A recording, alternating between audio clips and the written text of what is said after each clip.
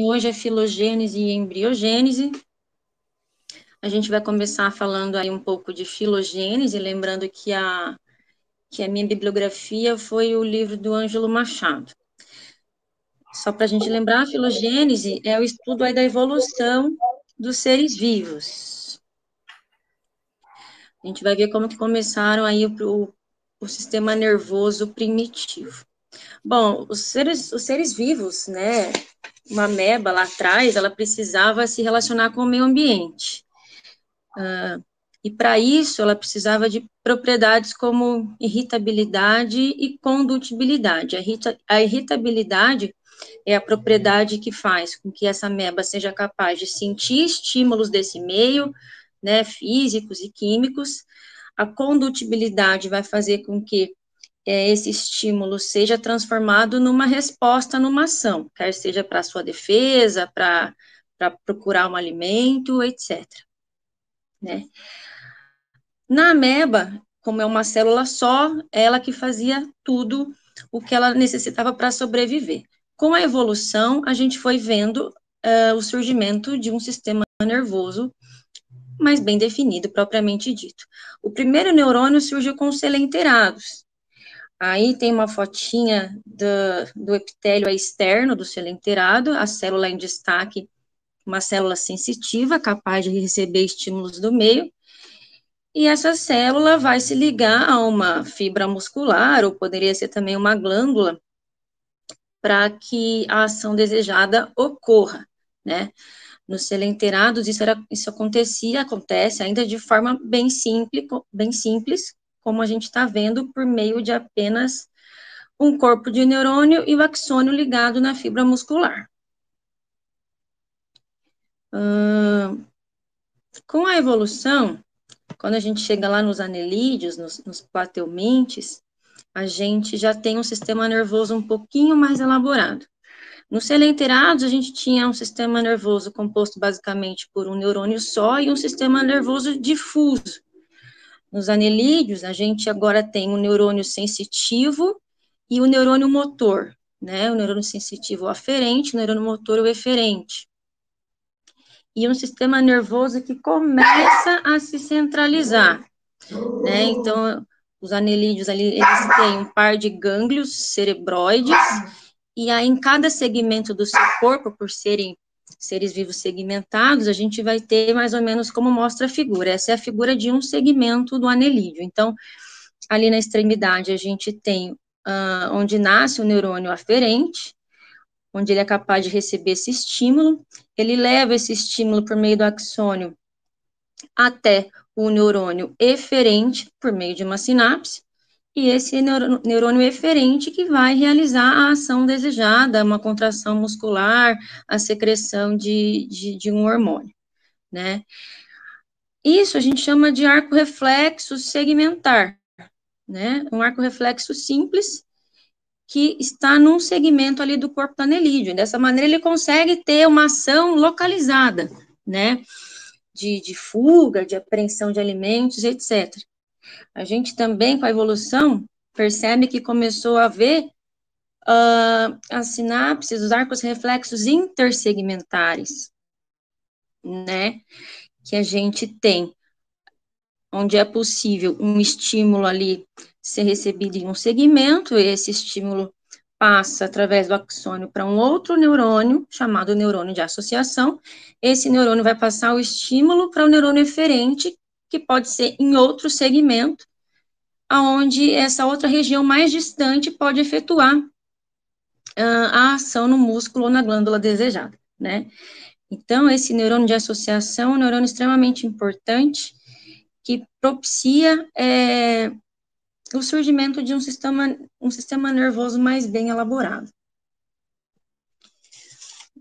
Vamos lá.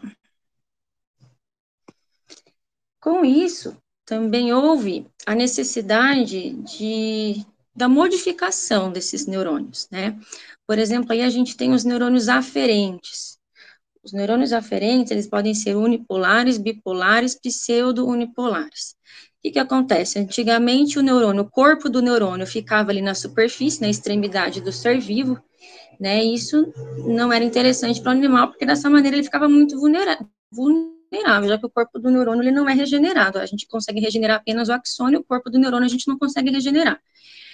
Então, o neurônio passou de unipolar, que é essa primeira imagem que a gente tem ali do anelídeo, né, com o corpo do neurônio na extremidade, o axônio se ligando ao sistema nervoso central, para o neurônio bipolar, que a gente vê ali no molusco, o corpo do neurônio já mais dentro do animal, com um axônio ligando a extremidade e outro ao sistema nervoso central, e no vertebrado, o axônio pseudo-unipolar, onde o corpo do neurônio está mais próximo do sistema nervoso central, ele está ali junto ao sistema nervoso central, ele não está dentro, ele está junto ao sistema nervoso central, e o axônio, uma parte na periferia, na extremidade, na superfície, e outro no sistema nervoso central, né? Essa é a maioria dos neurônios dos vertebrados. Bom, já falamos dos neurônios eferentes, né? A gente também tem mais de um tipo de neurônio eferente. Deixa eu só fazer só fazendo um comentário em relação aos pseudo-unipolares, é a maioria nos vertebrados dos neurônios da via aferente, né? Sensitivos mesmo, tá? Uhum. Não dos referentes, né? Porque deu... Isso. Eu sei que você quis dizer isso, mas deu a entender que é a maioria de todos os neurônios, tá? Só para deixar claro ali. Isso, a gente falou aqui dos aferentes. Dos eferentes, a gente tem os neurônios que saem diretamente do sistema nervoso central, o seu gânglio está no sistema nervoso central, né? Que são os neurônios que vão fazer a ligação com a musculatura estriada esquelética, né? A nossa motricidade voluntária. Então, esse corpo de neurônio está dentro do sistema nervoso central e a gente tem os gânglios viscerais, onde esse corpo de neurônio fica fora do sistema nervoso central. Esse neurônio é aquele neurônio que vai se ligar a glândulas, aos músculos lisos, ao músculo cardíaco. E aí, esse terceiro neurônio que surgiu depois, o neurônio de associação, né?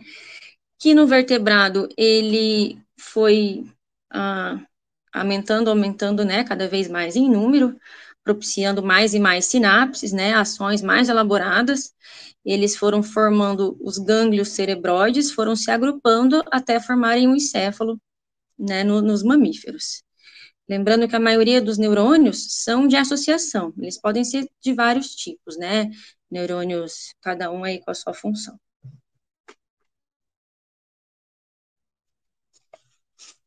Então, da parte de filogênese, era isso. Agora a gente vai entrar na embriologia, que a gente vai falar, então, da formação, da evolução do embrião. Como a gente viu, o neurônio, né, ele ficava ali na superfície do animal. Então, dos 3 folhetos que a gente tem, é claro que seria o ectoderma que formaria o sistema nervoso central, porque é o folheto mais externo ali, né? Então, o que acontece? O ectoderma, ele começa a sofrer ali um espessamento, tá? Na região próxima à notocorda, formando a placa neural. Dessa placa neural, ele começa a fazer essa invaginação, formando o sulco neural. O sulco neural prossegue nesse movimento, formando a goteira neural. E, por fim, a goteira neural dá origem ao tubo neural, né? Sendo as células ali laterais que não fizeram parte do tubo neural, vão formar as cristas neurais, uma de cada lado desse tubo neural. E as células do ectoderma que não foram diferenciadas vão se fechar ali, fazendo a superfície do animal. Do tubo neural, a gente vai ter a formação do sistema nervoso central. Das cristas neurais, a gente vai ter a formação do sistema nervoso periférico e mais alguns elementos não pertencentes ao sistema nervoso. Bom, o tubo neural, aí eu coloquei mais algumas outras partes aí do corpo que a crista neural pode formar. Então, os gânglios sensitivos, os gânglios do sistema nervoso autônomo, também a medula da glândula suprarrenal, paragânglios, melanócitos, células de Schwann, anfícitos, células C da tireoide e odontoblastos. O tubo neural, ele é um tubo, mas ele não é um tubo completamente homogêneo. A notocorda forma o esqueleto, né? Na verdade, ela degenera quase completo, né? Ela só forma o núcleo pulposo, né? Do discos, né? Vertebrais, tá? Da nossa importância. Então, o tubo neural é basicamente um tubo. Ele não se forma de maneira igual, né? Ele começa a se fechar no meio, do meio para as extremidades são as últimas partes do tubo a se fecharem, a gente tem até algumas patologias relacionadas ao não fechamento dessas extremidades. E aí, nesse corte transversal, a gente vê algumas áreas aí importantes. A gente tem ali as lâminas alares, uma de cada lado, que são regiões que vão formar neurônios relacionados à sensibilidade.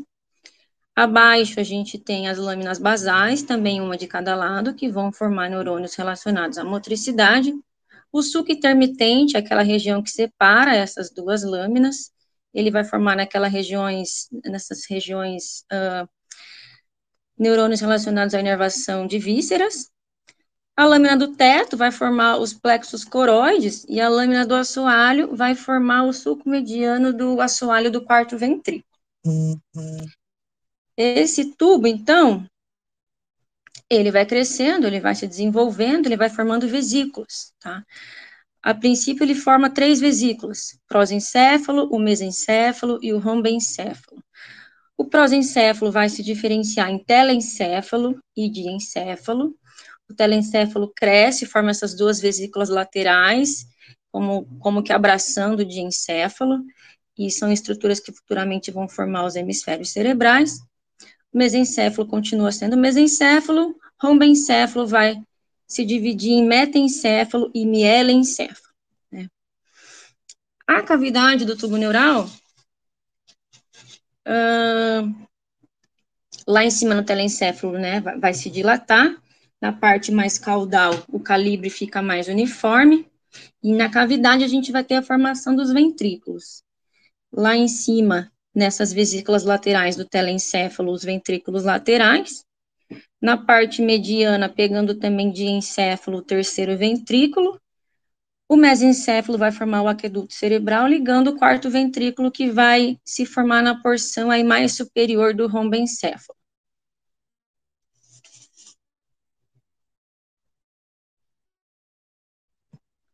O tubo aí continua se desenvolvendo, crescendo de maneira desigual, e dessa maneira ele forma flexuras. A primeira flexura é essa flexura cefálica, né? Ele faz esse formato, né? Essa dobra entre o prosencéfalo e o mesencéfalo. É a primeira flexura a se formar. A segunda flexura a se formar é a flexura cervical, ali entre o mielencéfalo e a medula. E a terceira flexura a se formar, ela faz o movimento oposto aos essas 2 flexuras que eu mencionei, a flexura pontina, que se forma entre o metencéfalo e o mielencéfalo. Posteriormente, essa flexura cervical e a flexura pontina vão desaparecer, ali na região da flexura cervical vai ser o futuro pescoço, e vai permanecer apenas a flexura cefálica, separando ali, separando o cérebro do restante do neuroeixo. Com essas informações, então, a gente já consegue fazer uma divisão embriológica do sistema nervoso central. O sistema nervoso ele pode ser dividido, classificado de mais de uma maneira. Essa seria, então, a divisão embriológica do sistema nervoso central. A formação das primeiras vesículas prosencéfalo, mesencéfalo, rombencéfalo. O mesencéfalo permanece mesencéfalo. O prosencéfalo forma telencéfalo e diencéfalo, que vão formar o cérebro. O rombencéfalo forma metencéfalo, que vai formar cerebelo e ponte, e o mielencéfalo vai formar o bulbo. E mais a medula, né, que não foi colocada aí nessa nesse esquema aí.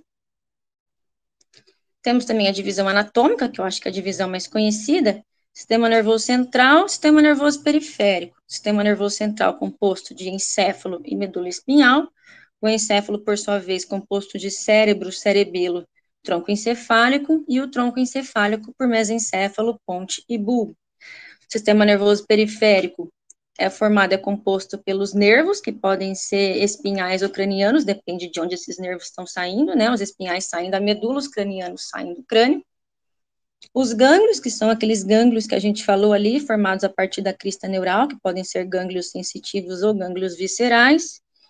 E as terminações nervosas que vão estar aí na superfície, fazendo a recepção dos estímulos. Temos também uma divisão funcional, sistema nervoso somático, sistema nervoso visceral.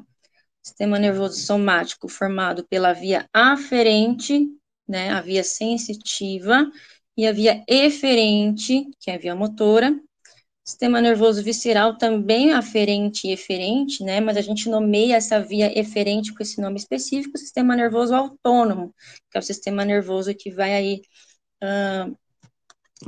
fazer a inervação das nossas vísceras, né? E ele é composto de simpático e parasimpático. Acredito que nas próximas aulas a gente vai adentrar mais nisso aí. E, por fim, uma divisão com base na segmentação do sistema nervoso central. Essa divisão foi feita baseada em semelhanças estruturais e funcionais, em suprassegmentar, composto pelo cérebro e cerebelo, e segmentar, composto pelo tronco encefálico e medula. Sistema segmentar, teoricamente, ele fica subordinado ao sistema suprassegmentar. O cérebro e cerebelo tem aí a semelhança onde a substância cinzenta fica na periferia, formando córtex em volta da substância branca. O tronco encefálico e medula ao contrário, substância cinzenta mais por dentro, a substância branca por fora. E eu acho que é isso.